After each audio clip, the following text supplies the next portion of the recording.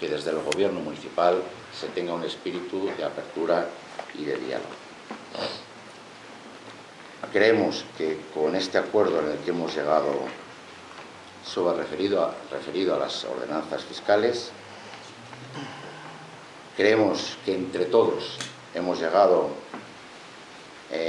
por primera vez en estos 2 años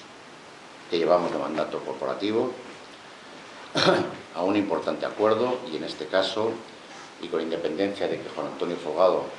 les informará someramente de los distintos puntos de este acuerdo, creemos que las propuestas que nosotros, desde nuestro grupo municipal, y que ya les hicimos saber hace unas semanas en una rueda de prensa que dimos, las bonificaciones que se van a producir en el IBI, los incentivos para el fomento del empleo, los incentivos para la dinamización empresarial, los incentivos para la protección de las familias y de los más desfavorecidos, así como para impulsar nuestra ciudad en general, creemos que es un acuerdo importante y que, desde luego, siendo en estos momentos excepcional, nos gustaría que dejara de ser excepcional para que entre todos tiráramos de este barco que se llama Segovia y que consigamos, como les decía al principio, aparcar las diferencias personales o políticas que pudiera haber y tirar todos del mismo barco y remando conjuntamente. Si les parece, le cedo la palabra a Juan Antonio Folgado, quien les indicará de una forma más precisa y concreta a los acuerdos que hemos llegado. Juan Antonio. Muchas gracias, portavoz. Buenos días a todos. Bueno, indicar que confirmo lo que ha dicho el portavoz de mi grupo. Únicamente amplío a todo el equipo económico del grupo, es decir, el mérito nunca es personal, el mérito es trabajo de todo un equipo que hemos estado, mejor dicho, de 2 equipos, estamos hablando del Grupo Socialista o Gobierno Municipal y estamos hablando del Grupo Popular Municipal, Partido de la Oposición. Y también, por qué no decirlo, pues ha estado presente en este pacto el concejal de Izquierda Unida, Luis Peñalosa. A todos ellos mi gratitud, porque sin el talante que ha habido y el buen ambiente que ha habido en estas negociaciones, que muchas veces se han desarrollado fuera de la Comisión de Hacienda, sin recibir percepciones las personas que estábamos trabajando por Segovia en este ámbito, pues no hubiéramos podido llegar a este acuerdo. Bueno, el origen de este acuerdo viene de las propuestas que hemos venido haciendo desde el Grupo Popular desde que tomamos posesión. Es decir, en el año 2012 hicimos una propuesta a mi juicio tal vez un poco ambiciosa, porque contenía bastantes medidas de política fiscal para poder conseguir todos esos fines que acaba de mencionar el portavoz. El año pasado hicimos una propuesta un poco más moderada y estuvimos a punto de llegar a un acuerdo. Únicamente nos falló el tiempo, que no teníamos tiempo suficiente para que los técnicos hicieran sus informes y al final no llegamos a ningún acuerdo. Este año el señor Reguera pues ha iniciado el proceso con tiempo suficiente, con una propuesta en la cual recogía el guante que habíamos enviado, que habíamos tendido desde el Grupo Popular, y el resultado de todo ello es que hemos llegado a un acuerdo, acuerdo en el cual, por supuesto, no todas las propuestas nuestras han sido admitidas,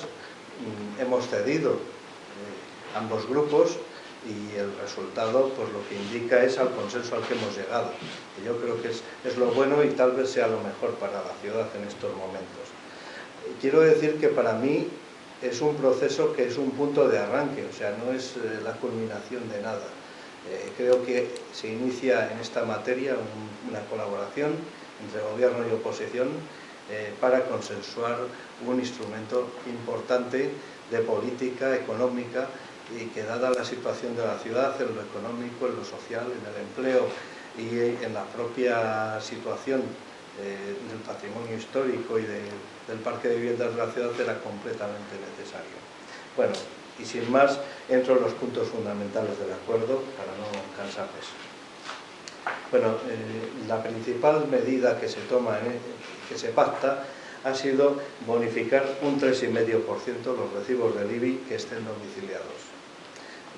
Como ustedes saben, todos los años la base liquidable del IBI sube automáticamente por la repercusión de la 10ª parte de la subida del valor catastral que tuvo lugar en el año 2009.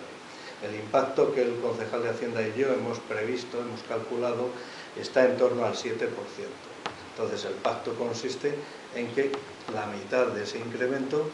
se la bonificamos a los ciudadanos que tengan sus recibos domiciliados, lo cual, en traducción sencilla, es que moderamos la presión fiscal. También hemos tenido un acuerdo de buena voluntad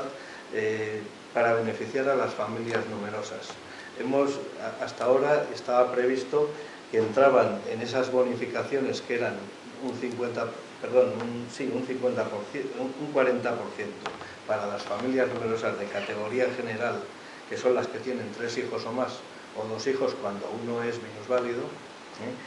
o el 90% para las familias numerosas de categoría especial, que son las que tienen 5 hijos o más. Hasta ahora solo se podían acoger las viviendas familiares de esas familias numerosas que tenían un valor catastral de 150.000 euros. Uno de los argumentos que esgrimíamos desde el Grupo Popular,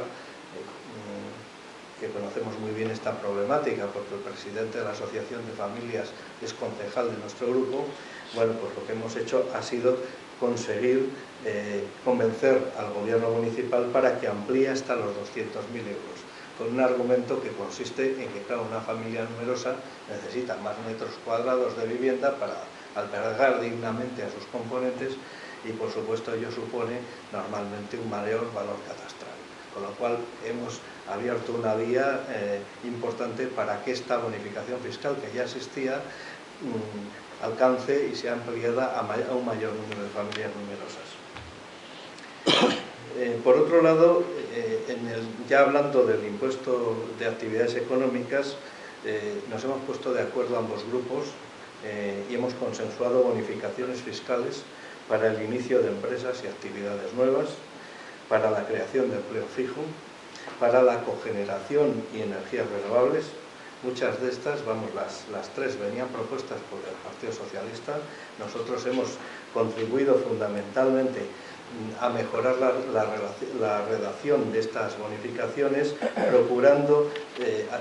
que estén redactadas con una mayor claridad y sean más comprensibles y, por tanto, más utilizables. También hemos negociado con ellos la escala de incentivos a la creación de empleo de forma que puedan beneficiarse más empresas, es decir, que resulte más realista su aplicación. Y además hemos conseguido que amplíen el plazo para que las empresas presenten la solicitud, porque estas bonificaciones son rogadas. Inicialmente estaba previsto que tuvieran que solicitarlo antes del 28 de febrero.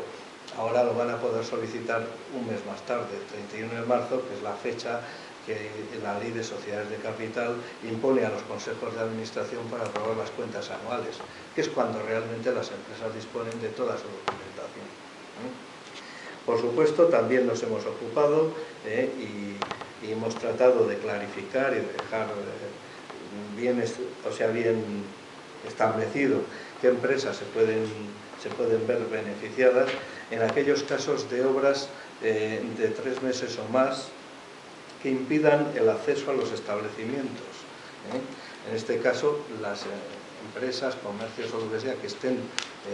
sujetos al impuesto de actividades económicas, pues tienen una reducción significativa en función del tiempo que estén sin poder atender a sus clientes. En el impuesto de construcciones, instalaciones y obras, el ICIO, aquí ha habido un importante acuerdo en el sentido de establecer bonificaciones para las obras e instalaciones que se declaren de especial interés o utilidad por el Pleno del Ayuntamiento. Solamente que hemos dejado preestablecidas unas orientaciones para determinar los supuestos en que se puede uno acoger a esto. Entonces, el Grupo Popular lo que ha hecho ha sido negociar con el Gobierno municipal para mejorar la propuesta inicial suya. Concretamente, las obras e instalaciones de pequeñas empresas o particulares de inmuebles en el recinto amurallado han pasado del 30 al 50%. También hemos conseguido que a los edificios protegidos y catalogados de protección integral, estructural o ambiental,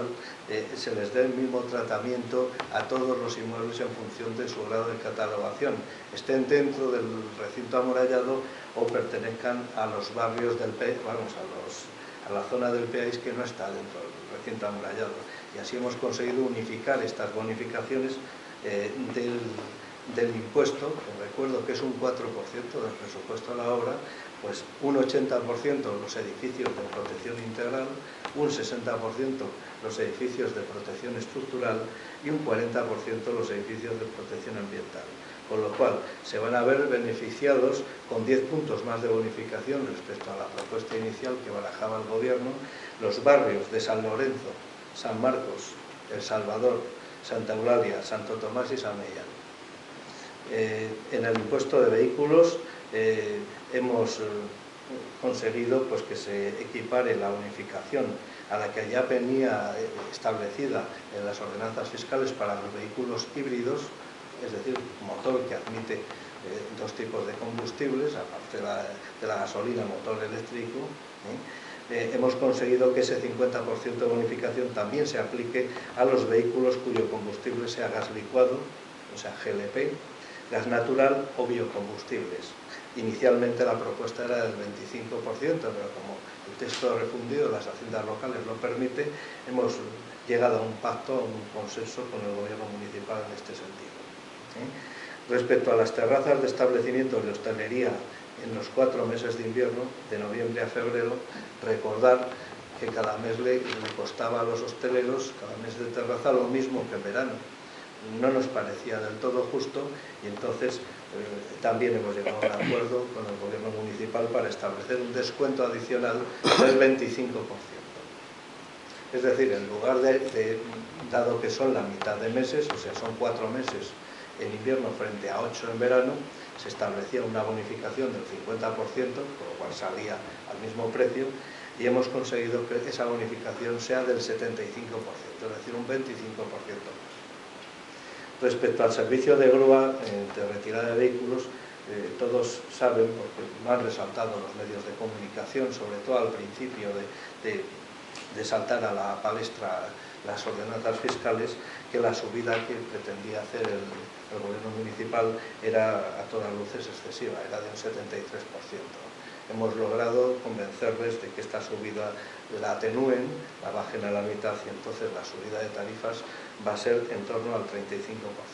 Algo es algo. O sea, a nosotros nos hubiera gustado subir menos, pero bueno, ya he dicho que hemos cedido bastante, igual que ellos. Esto ha sido una negociación en la que ambas partes hemos cedido. Bueno, casi por último, aunque tal vez debería haber empezado por aquí, decir que las ordenanzas fiscales para 2014 van a tener una actualización general con arreglo al IPC oficial del mes de agosto de este año, que ha sido el 1,5%. Por tanto, no es una subida demasiado fuerte para las tasas y para los impuestos. Únicamente se libran de esta subida el ICIO, que está establecido en el 4%, y el IBI, que está arreglado. Es decir, que no tenemos digamos, margen para subir el ICIO, y el IBI pues ya está, digamos, suponiendo una presión bastante fuerte. No obstante, comentar también que hemos conseguido que el cuadro de módulos de valoración para obras que no requieren proyecto técnico se mantenga al mismo nivel sin actualizar respecto al año pasado. Y recuerdo que este cuadro de módulos afecta a las licencias urbanísticas y al impuesto sobre construcciones, al ICIO. Muy bien, pues tengo que decir que hemos acordado seguir trabajando sobre una serie de puntos que en principio no teníamos elementos de juicio sobre la mesa ni datos suficientes como para poderlos acordar, pero que sí que existe una coincidencia en los 3 grupos de que algo tenemos que hacer, como es el caso de la tasa de recogida y tratamiento de basura, especialmente el sector de hostelería y las grandes superficies que habíamos propuesto nosotros, pero que bueno, pues nos parece razonable darnos un año de plazo para poder incorporar estos cambios con todos los estudios que consideren pertinentes en el ayuntamiento, los técnicos municipales. Y también había otro tema que era bonificar en el IBI a los establecimientos catalogados como bienes de interés cultural, como BIP, en los que se realizan actividades económicas. Es una conducta que nos parece que tenemos que incentivar, porque de esa manera pues, los empresarios ven rentable, ven interesante el invertir en obras de rehabilitación y de restauración e incluso pues, de mantener edificios importantes de la ciudad que si no fuera por estos usos tal vez los perderíamos. Y bueno, también quedó en el aire y pensamos ahondar en esto, la posible bonificación fiscal en el impuesto de construcciones para las viviendas de protección oficial, medida que permite el texto refundido, pero claro, hay que incorporarla a las ordenanzas fiscales. Bueno, como he dicho, estos datos al final suponen un acuerdo importante. Hay un salto cualitativo por parte del gobierno municipal que vemos a través de este acuerdo que empiezan a considerar importante las medidas fiscales como parte de medidas de política económica para resolver los problemas de la ciudad, como antes ha dicho el portavoz. Por tanto, no es la propuesta de ninguno de los dos grupos pura y dura, sino que es el resultado de un consenso logrado y de un trabajo en equipo. Estoy naturalmente a su disposición para esclarecer lo que ustedes me pregunten al final de la rueda de prensa. O no sé si ahora, al final. Mejor después, si le importa, ¿eh? Bueno, yo destacaría para concluir este apartado que evidentemente cualquier consenso no refleja las proposiciones íntegras del Grupo Popular, como tampoco refleja las del Gobierno municipal, sino que como buen consenso refleja el resultado del consenso logrado entre todos los grupos políticos del Ayuntamiento. Y además, como siempre, en cualquier consenso, aceptando siempre propuestas de los demás y cediendo en algunas de nuestras peticiones. Y como ha comentado Juan Antonio Frogado, y yo decía al principio en mis palabras, creo que abrimos un camino, que este puede ser el inicio del trabajo conjunto y, lógicamente, el Gobierno municipal, que es el que gobierna en estos momentos el Ayuntamiento de Segovia, es el que tiene que posibilitar y dar las condiciones para que esto se produzca. Ya, si les parece, paso a la moción que presenta el Grupo Municipal Popular. Presentamos una sola moción y, dada la trascendencia y la importancia que tiene, hemos decidido centrar todos los esfuerzos en este pleno en esta moción. Como saben ustedes, en el año 2012 se realizó el Plan de Seguridad Vial de Segovia, en el cual se indicaba de una forma clara, precisa y concreta, y se hablaba de que era necesario la mejora de la red vial, su ordenación y regulación actual, tanto para la seguridad vial de los conductores como de los propios peatones y usuarios. Para ello se deberían de gestionar mecanismos o infraestructuras que garantizaran el cumplimiento de la velocidad establecida en todas y cada una de las vías de nuestra ciudad. Creemos que se ha hecho muy poco a este respecto por parte del Gobierno municipal en cuanto a la seguridad vial de Segovia, y por ello, y acogiéndonos a este propio plan de seguridad vial, que vuelvo a insistir, se nos entregó en marzo del año 2012, creemos que es importantísimo continuar con las indicaciones que en ese plan de seguridad vial se indicaban,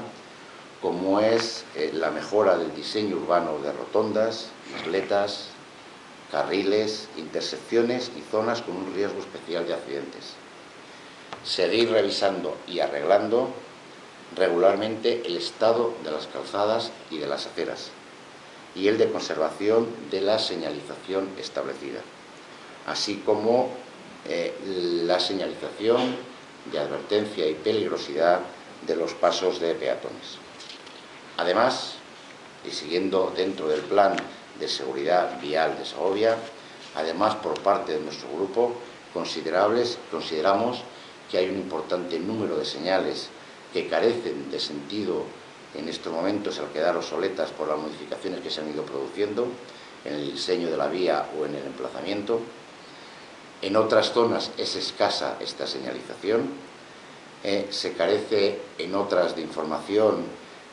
adecuada o de prohibiciones o de peligro o de zonas escolares.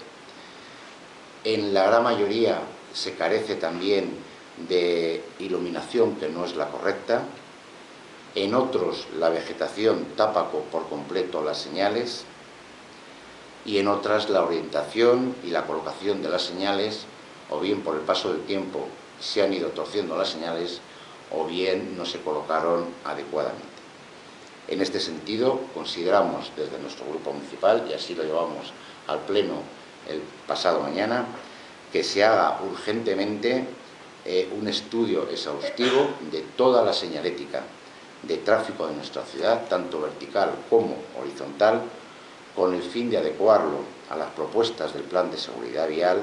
y se mejore, por tanto, la red vial, su ordenación y su regulación actual, según preveía y sigue previendo el Plan de Seguridad Vial de Segovia. Por último, decirles que, bueno, como viene siendo habitual, en principio no comentamos las mociones por deferencia hacia el resto de concejales y compañeros del grupo presentadas por los restantes grupos políticos, Partido Socialista e Izquierda Unida, pero en este caso sí tengo que decir a mayores que evidentemente ayer antes de comer se nos convocó para el pleno de pasado mañana, pero que las mociones tanto de Izquierda Unida como del Partido Socialista no las hemos tenido hasta hoy a las 9:25 que nos las han facilitado, con lo cual, por mucho que quisiera, y aunque aparecen evidentemente numeradas en el punto correspondiente, el orden del pleno de pasado mañana, pero lo que son las mociones íntegras presentadas por el Partido Socialista y por Izquierda Unida no nos han sido facilitadas, como les he dicho, hasta las 9:20 y 25 de esta mañana. Por nuestra parte concluimos esta rueda de prensa y, como siempre, abierto a cualquier pregunta. Ha comentado antes el señor Folgado que se proponía una bonificación en el IBI de los BIC que realicen actividades económicas, pero los BIC no pagan IBI, ¿o sí lo pagan? Sí pagaban IBI cuando realizan actividades económicas, precisamente. Lo que pasa es que ha salido una normativa nueva, creo que fue la Ley de Presupuestos de 2013, o sea, en diciembre pasado, debió ser, hablo de memoria, según la cual siempre que se establezcan las ordenanzas fiscales se puede establecer una bonificación, me parece que era hasta el 90%. Eso lo estuvimos barajando el señor Herrera y yo en la última reunión informal que tuvimos, es decir, fuera de comisión, sin cobrar dietas y demás. Y lo que dijimos, bueno, nos haría falta datos, saber qué empresas en Segovia están incursas en esos supuestos, de qué dinero estamos hablando. Porque claro, siempre que hablamos de una medida fiscal que supone bonificar o reducir la recaudación, pues tenemos que ver cuál es el impacto, porque tenemos que ser responsables y no dejar al ayuntamiento desatendido de fondos, ¿no? Pero vamos, nos hemos propuesto que en este año, con vistas a las ordenanzas fiscales del año que viene, del 2015 será, negociaremos, supongo que en torno a estos meses de septiembre-octubre, vamos a abordar ese tema, el de las basuras y el de las viviendas de protección oficial, como antes he mencionado. Todo esto irá en la nota de prensa que luego les vamos a facilitar. Sí. Al final se ha abordado las propuestas de Izquierda Unida sobre las viviendas vacías y demás, o las propuestas del PP al respecto. Bien, sobre esto tengo que decir, como es público y notorio, que Izquierda Unida presentó una moción en el Pleno que fue aprobada con los votos del Partido Socialista y de Izquierda Unida, y me imagino que estarán tramitando ya en el Ayuntamiento como moción aprobada ante el Ministerio, todo lo que se aprobó, que básicamente lo más sustancioso era que el Ministerio promueva la regulación y el desarrollo reglamentario de esto, porque tal como está hoy en la legislación contemplado, tal como está en el texto refundido y tal como está en la propia ordenanza fiscal de Segovia, hay un artículo que se dedica a eso, es inaplicable, porque hay montones de sentencias en los tribunales superiores que impiden la aplicación de ese recargo que pide el señor Peñalosa, propone el señor Peñalosa. Nosotros también proponíamos, digamos, o por lo menos nuestro concejal que intervino en ese punto, habló de que si hablábamos de viviendas vacías, pues también habría que hablar pues, de edificios en situación de ruina o abandono, ¿no? Pero bueno, estamos en la misma situación, es decir, si eso no se desarrolla por el Ministerio a nivel reglamentario, eso es inaplicable. No sé si he contestado a la pregunta concreta. Y por último, no sé si este consenso desplegado se ha trasladado y ya hay avances respecto al plan especial de las áreas históricas. Bueno, en el plan especial de las áreas históricas también estoy en esa mesa o en ese grupo de trabajo. Tuvimos un avance importante relativo a las unidades de intervención, donde a falta de unos flecos pues estamos prácticamente de acuerdo, pero quedan flecos por negociar. No obstante, tengo que decir aquí que la superficie que abarcan esas unidades de intervención viene a ser el 20% de la superficie del área delimitada por el plan de las áreas históricas. Es decir, nos queda ver el 80% restante. ¿Por qué este parón? Bueno, pues el verano muchas veces pero esta no ha sido la causa. La causa es pues que mucho material que lleva el plan, como estamos hablando de planos, de alzados esquemáticos, la normativa, en fin, mucha documentación no estaba todavía elaborada por los técnicos, y entonces los técnicos han estado trabajando en esto. La última noticia es una pregunta que le hice en la Comisión de Urbanismo de ayer al señor Herrera, que me contestó, en el sentido de que habían visto algunas incongruencias entre una documentación y otra, como que no cuadraba bien del todo, entonces está en una labor de perfeccionamiento. Y bueno, por lo que dijo es que iba a consultar con los técnicos la nueva fecha en la que nos iba a hacer el siguiente suministro de información, porque claro, nos habló, quiero recordar así de memoria, pues no sé si de finales de noviembre o por ahí, para darnos toda la documentación. Y yo le pedí entonces que nos podía ir dando parcialmente para que fuéramos trabajando y ganáramos tiempo, ¿no? O sea, nos parece que este es un tema muy importante. Debemos de hacerlo bien para que el plan no refleje defectos que luego den disgustos a posteriori, pero vamos, sí que tenemos prisa, en nuestro grupo tenemos prisa por que continúe la negociación. Quería preguntar sobre el tema del impacto, quiero decir, ¿han calculado en términos de cifras qué impacto tiene estas bonificaciones? Sí, bueno, antes he dicho que la medida más importante es la del IBI. Yo me acuerdo que, y perdonen que haga una digresión aquí, en el pleno del pasado día 1 de julio, había una moción que presentó el Grupo Socialista en la cual pedía que solicitáramos al Gobierno que ese 4% que nos había puesto en las medidas de urgencia y extraordinarias como un recargo transitorio, que al parecer se va a ampliar un año más, nos pedían que le dijéramos al Gobierno que no. Yo en la réplica que hice al señor Reguera le manifesté que lo que podíamos ser es prácticos, y al final lo hemos sido, y utilizar ese exceso de recaudación, que exactamente eran unos 600.000 euros, para aprobar diversas medidas fiscales en beneficio del empleo, de las empresas, de las familias, de reducir un poco la presión fiscal. Y bueno,